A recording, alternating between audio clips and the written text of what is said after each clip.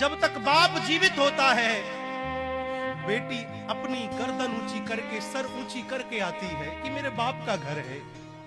लेकिन जब बाप नहीं रहता तो मायका भी नहीं रहता है। हारा थका पिता काम धंधे से जब लौट करके आता है, 4 बेटे होंगे ना तो शायद ही कोई ऐसा संस्कारी बेटा हो जो जल की पूछ ले, और ना भी पूछे। एक बेटी होगी ना, चाहे छोटी सी हो चाहे बड़ी हो, बेटी हो। सो भी गई होगी तो चारपाई को छोड़ेगी, उठेगी, जल का पात्र लेगी, रात्रि को आएगी, लो पिताजी जल पी लो। थोड़ा लड़ेगी भी, जब देखो जब काम धंधा करते रहे तो थोड़ा बहुत आराम भी कर लिया करो, थक गए होंगे आप। बाप बेटी का जो संबंध है वो अपने आप में अद्भुत है। जब बेटी बाप के घर आती है ना तो 3 चीज अपने साथ लेकर के आती है, और उन तीनों चीजों को अपने साथ में लेकर के चली जाती है। जब बेटी आती है ना, सबसे पहली चीज लक्ष्मी लेकर के आती है।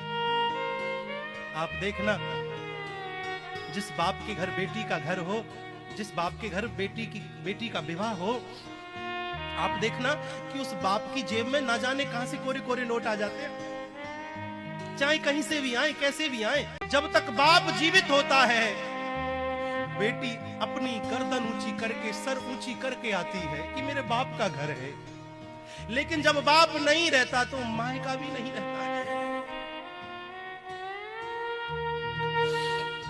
हारा थका पिता काम धंधे से जब लौट करके आता है, 4 बेटे होंगे ना तो शायद ही कोई ऐसा संस्कारी बेटा हो जो जल की पूछ ले, और ना भी पूछे। एक बेटी होगी ना, चाहे छोटी सी हो चाहे बड़ी हो, बेटी हो।